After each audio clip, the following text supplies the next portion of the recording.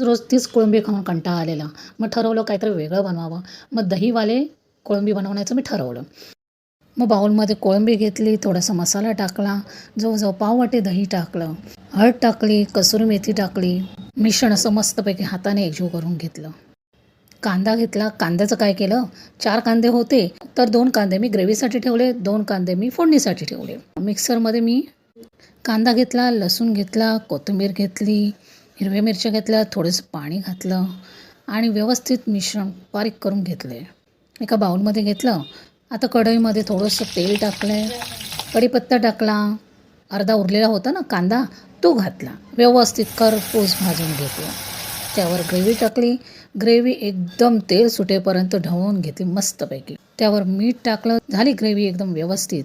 त्यामध्ये आता बाजूला ठेवलेली कोळंबी टाकली. व्यवस्थित परतून घ्यायचं आहे. त्यामध्ये परत 1 चमचा मसाला टाकला, चिकन मसाला टाकला.